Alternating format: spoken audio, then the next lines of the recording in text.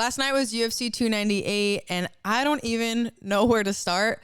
Such an amazing night of fights. I honestly don't think I've enjoyed a full night of fights that much in a very long time. I'm excited to recap some of my favorite moments and fights from yesterday, but let's address the elephant in the room, Volkanovski. Now, not the outcome I expected.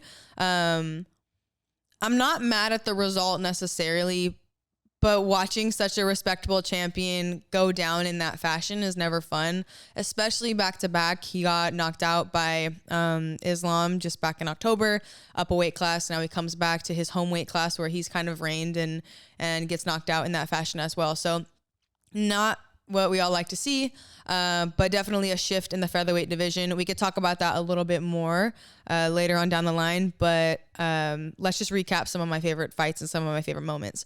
Now, something that really stood out to me this whole card was calf kicks. I am not sure how many fighters are actually walking straight after how many calf kicks I saw being utilized last night. The most apparent case of utilizing calf kicks that we saw was in the prelims. Junior Tafa, he obviously stepped in last minute, so maybe it was a lack of, preparation, obviously, because it was so last minute. But those calf kicks that he was absorbing by Delimo were awful. They looked awful. They looked so painful, especially being like bigger guys. That looked awful. He kept trying to switch his stance, and ultimately, it was what it was, and that was crazy.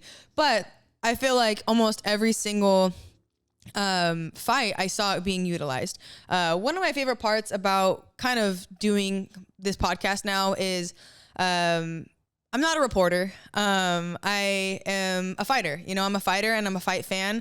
So you're going to hear my perspective as a professional athlete. I've had over 12 pro fights in the sport. I've been training since I was 16. I'm 24 now. So obviously I want you to know that this is my POV. I'm not a judge. I'm not a news reporter. I'm just doing this because I fucking love it. So with that being said, there are some fighters obviously on the prelims that I'm not going to know. I watch UFC and fighting in general pretty frequently, but I'm not going to know everyone and their mom who is fighting. But someone who stood out to me was the Nakamura Carlos Vera fight. I think Carlos Vera was very Ryan Hall-esque this fight. Joe Rogan made a good point though, and I feel like his grappling seemed to be good, but he was defensively doing everything instead of offensively attacking, whereas Ryan Hall is more, offensive with his grappling. And I know Nakamura seemed a little upset because he feels like he didn't really get to showcase his skill set.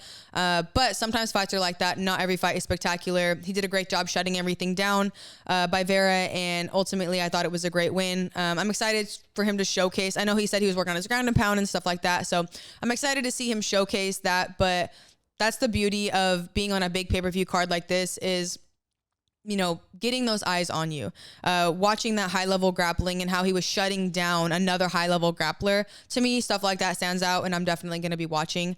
Lots of talent on this card. And one fight that I definitely want to touch on, I made a little video breakdown before, was the Mackenzie Dern Amanda Lemos fight. Now, I think my breakdown was pretty spot on, if I'm being honest. Amanda Lemos striking in her distance was where all her success came from, and then once it got to the ground, it was Mackenzie Dern's world.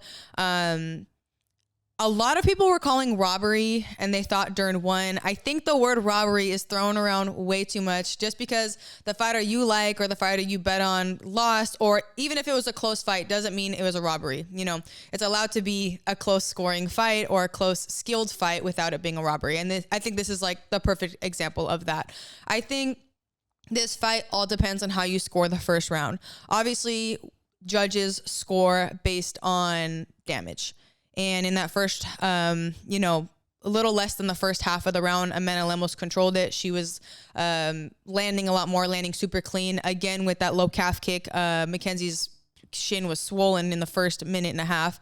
And she did a great job, right? Obviously, Mackenzie was kind of crashing in. Manos was using her distance very well. And then but once it got to the ground, it was in Mackenzie Dern's world, and Mackenzie had over 2 minutes and 45 seconds of control time, I believe. And I think it all depends on how you score that round. Obviously, Lemos had more damage, But for me, and like I said, I'm a fighter, so you're going to get my perspective on it. If I'm Mackenzie Dern, I'm probably going to feel like I won that round. Obviously, I absorbed shots, but I was able to neutralize them and then control her. And I know Mackenzie Dern didn't do much damage on the ground necessarily, but it's not easy holding someone like Amanda Lemos down. When you are that high level and you are fighting other people who are that high level, it's not easy just holding someone down. So that takes a lot of work. It takes a lot of skill to do that. And she was able to absorb the damage that Amanda Lemos gave her, but control over half of the first round. I don't necessarily disagree on giving a 10-9 to Lemos. All three judges gave her a 10-9 because I just think it's how you view it. And as a fighter in my POV, that's just what I would think. And vice versa. If the roles were flipped and I was Amanda Lemos, I would be like, damn, like, I don't know if I won that round, because obviously the judges are the last thing the judges see at the end of the round before they write their, score for that round is that last thing, which was Amanda Lemos on her back.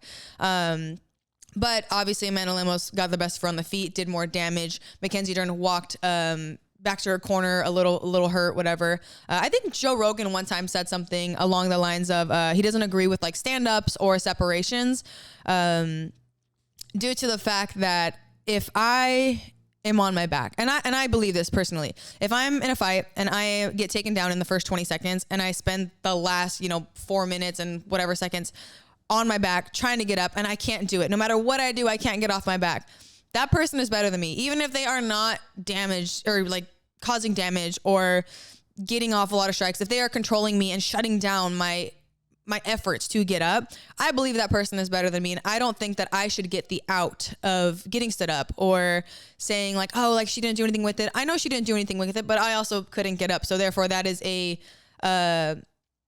flaw in my skill set. Or that's just her being better than me in that moment or in that skill set in general. So like I said, I think it's hard on how you want to look at that round or what your personal beliefs are. Obviously, how you feel and the personal beliefs that you have or that I have don't matter because it's judged on damage. So with that being said, Lemos walks away with the first round in her pocket, which I'm not mad at. Second round was definitely Lemos's round. Now, I think if Lemos would not have followed Mackenzie Dern to the ground, she would have got a TKO. And that's what I was expecting. I don't know if Lemos wanted to prove to Mackenzie that she could beat her in her own world, maybe.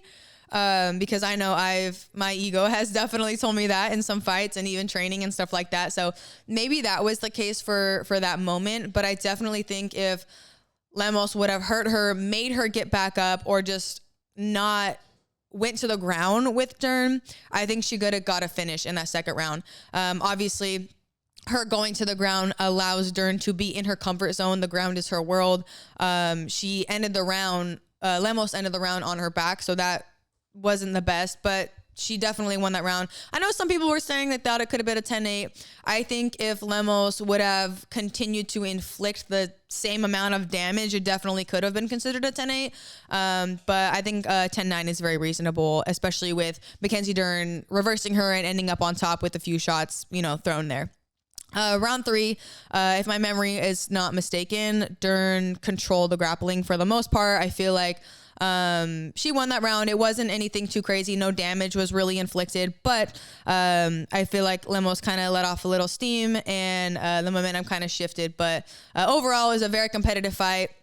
Like I said, I don't think Mackenzie got robbed.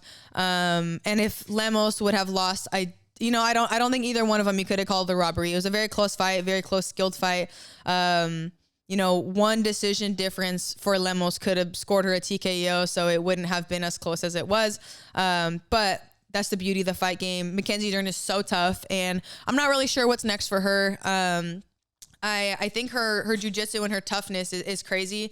I do think she does crash in a lot, and that is kind of her fatal flaw, is if she could find a way to kind of crisp up her boxing and allow that to get her inside in order to wrestle and get those takedowns and be safer with initiating those exchanges, I feel like she would have a lot more success with people like Amanda Lemos. But as far as Amanda Lemos, we were originally supposed to get Amanda Lemos versus Tatiana Suarez for this card.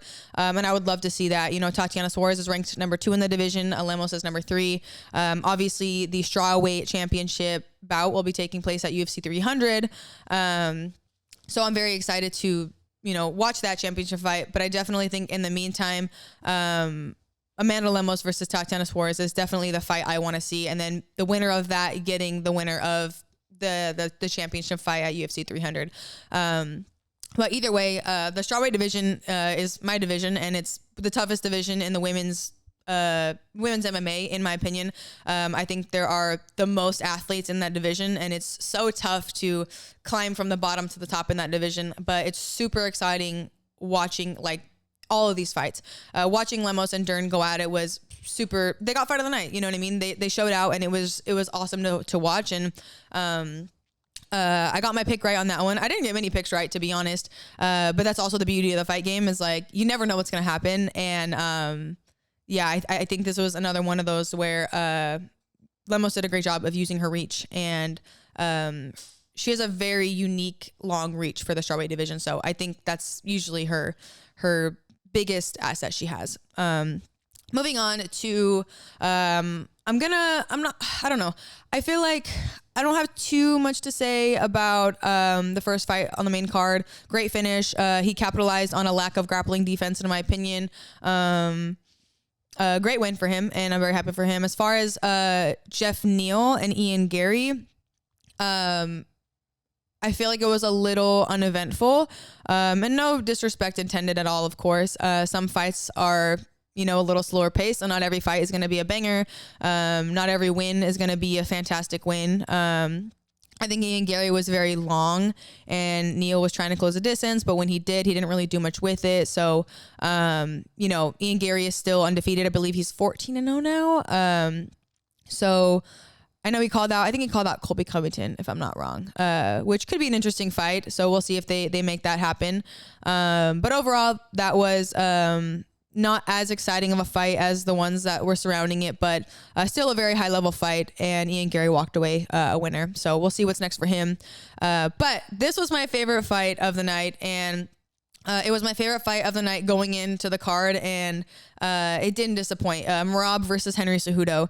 Now, I did pick Cejudo to win. I did say I thought it could go either way, and I think it depended on which version of Henry Cejudo we got. You know what I mean? Obviously, if we're thinking about a prime Henry Cejudo, is different, but that's not what we're dealing with. We're dealing with Henry coming out of retirement and trying to make, you know, that second run for another belt. But Merab versus Henry Cejudo did not disappoint. Round 1 was the most competitive round by far. It was such an exciting round to watch as someone who loves wrestling and loves grappling. The feints and the fakes and the transitions. Henry looked sharp. He looked great. He was landing shots.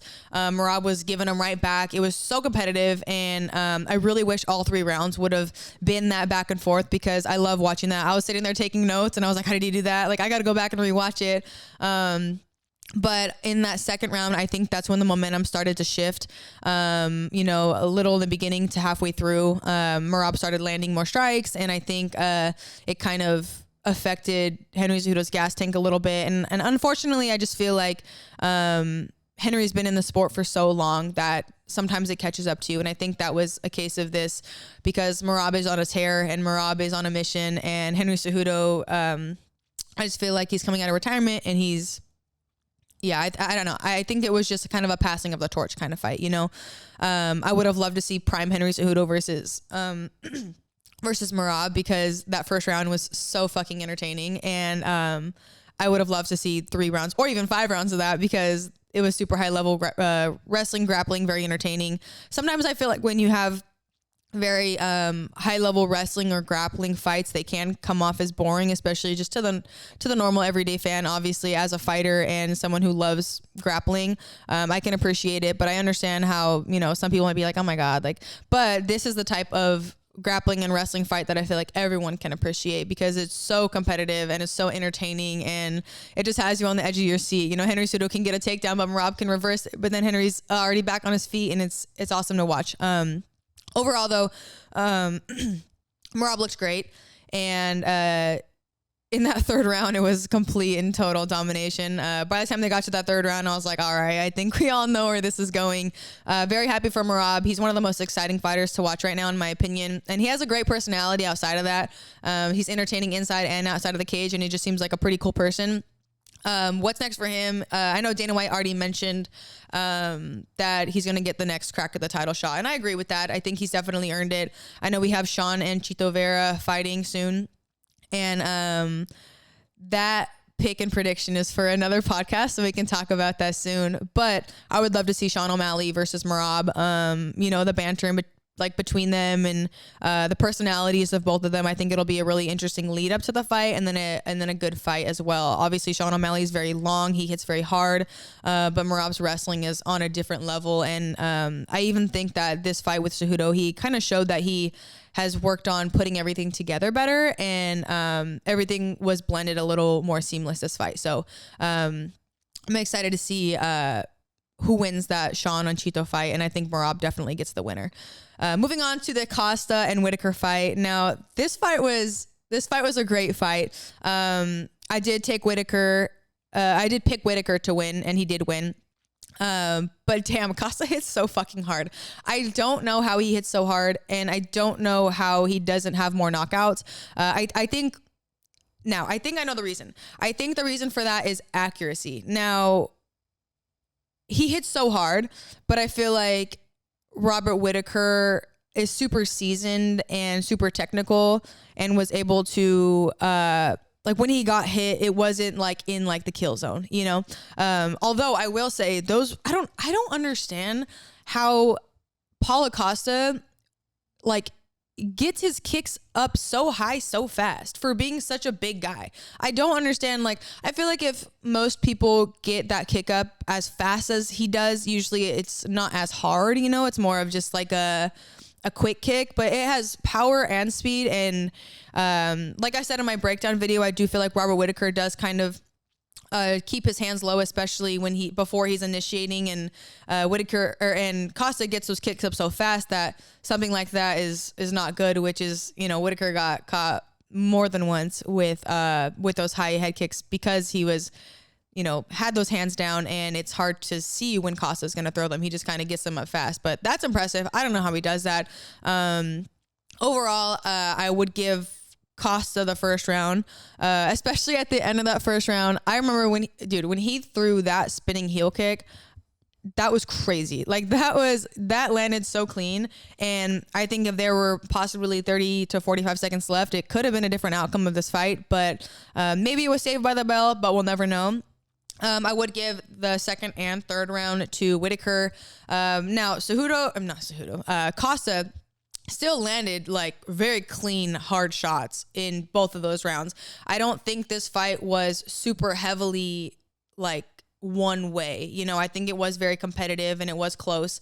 And Costa's one of those fighters where he's never out of the fight because it takes one punch. But like I said in my breakdown, Whitaker is very technical and he's very smart. He has that championship experience. He knows how to get in. He knows how to evade. He knows how to, I just feel like it was Costa had the harder strikes, but Whitaker had the smarter strikes and had more volume with his strikes.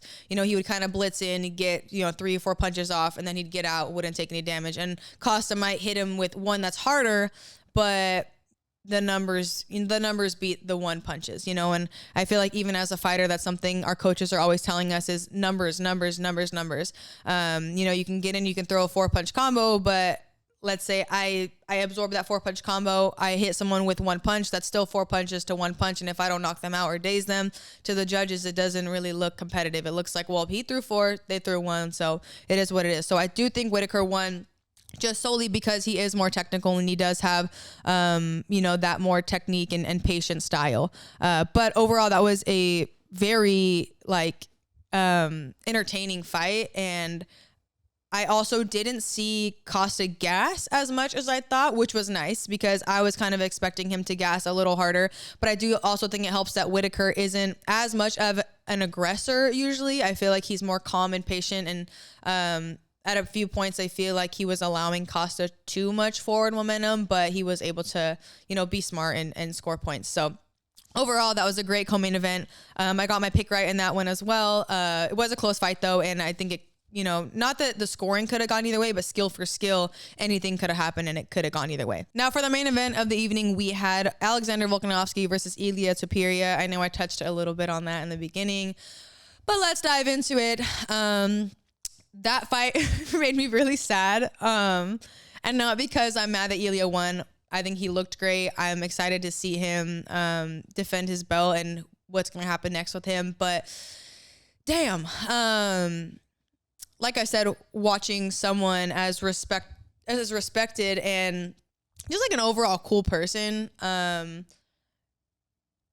get knocked out like that is so hard.